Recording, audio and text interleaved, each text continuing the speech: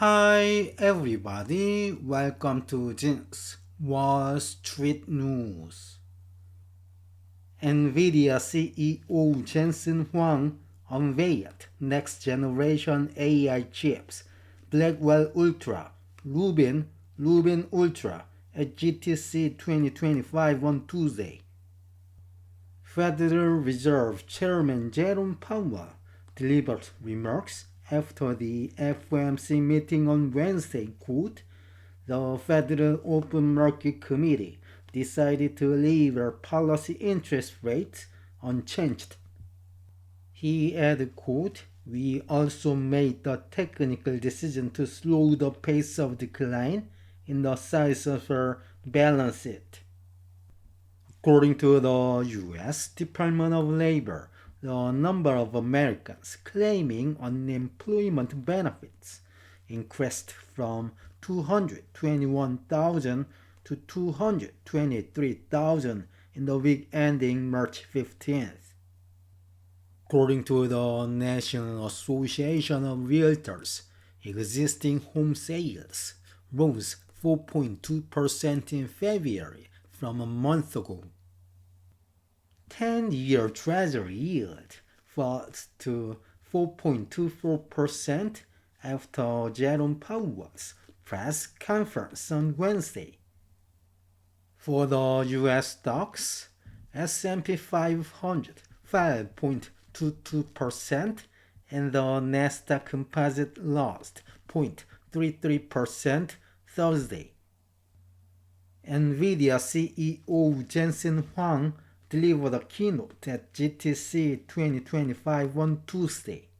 He talked about capital expenditures for AI infrastructures. Quote, the populist forecast of analysts about the increase of capital expense of the world's data centers.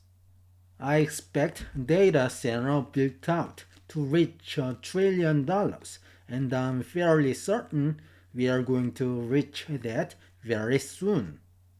Every company that has factories will have two factories in the future. The factory for what they built and the factory for AI. A factory for cars and a factory for AI for the cars. A factory for smart speakers and a factory for AI for the smart speakers. He also announced partnership with leading telecommunication companies for 6G and GM for self-driving cars.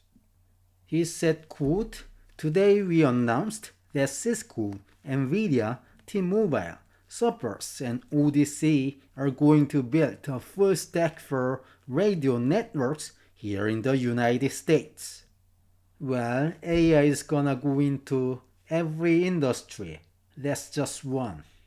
One of the earliest industries AI went into was autonomous vehicles. Today I'm super excited to announce that GM has selected Nvidia to partner with them to build their future self-driving car. The time for autonomous vehicles has arrived, and we are looking forward to building with GM AI in all three areas. AI for manufacturing, so they can revolutionize the way they manufacture. AI for enterprise, so they can revolutionize the way they work to design cars and simulate cars. And then also AI for in the car, AI infrastructure for GM. In addition, Jensen Huang unveiled next generation AI chips, Blackwell Ultra, Rubin, and Rubin Ultra at the conference. In the second half of this year, we'll easily transition into the upgrade. We have the Blackwell Ultra NVLink 72. 1.5 times more flops. There's 1.5 times more memory, 2 times more bandwidth. The next click 1 year out is named after an astronomer. Her name is Vera Rubin. She discovered dark matter. Vera Rubin is incredible because the CPU is new is twice the performance of grass-hat, more memory, more bandwidth yet. Vera Rubin NVLink 144 is the second half of next year. And then this now sets the stage for the second half of the year. The following year, we called Rubin Ultra. This is Rubin Ultra. Second half of 27 is NVLink 576 extreme scale up. Each rack has 600 kilowatts, 2.5 million parts, and obviously a whole lot of GPUs. This is the amount of scale up flops. Hopper is 1x, Blackwell is 68x, Rubin is 900x. And then you can see that Rubin is going to drive the cost down tremendously. Federal Reserve Chairman Jerome Powell held a press conference after the Federal Open Market Committee meeting on Wednesday. He talked about the U.S. economy, quote, "The economy is strong overall and has made significant progress toward our goals over the past 2 years. Labor market conditions are solid and inflation has moved closer to our 2% longer run goal, though it remains somewhat elevated." For the monetary policy, he said, quote, "Today, the Federal Open Market Committee decided to leave our policy interest rate unchanged. We also made the technical decision to slow the pace of decline in the size of our balance sheet." When it comes to the economic projections, he added, quote, "In our summary of economic projections, the median participant projects GDP to rise 1.7% this year, somewhat lower than projected in December, and to rise a bit below 2% over the next 2 years. The median projection for the unemployment rate in the S&P is 4.4% at the end of the year and 4.3% over the next 2 years. The median projection in the S&P for total PCE inflation is 2.7% this year and 2.2% next year, a little higher than projected in December. The median participant projects that the appropriate level of the federal funds rate will be 3.9% at the end of this year and 3.4% at the end of next year, unchanged from December.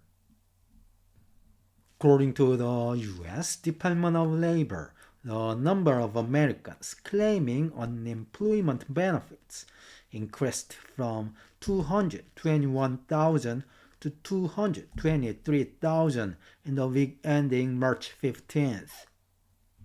The number of Americans receiving benefits after an initial week of aid also rose from 1,859,000 to 1,892,000 in the week ending March 8th.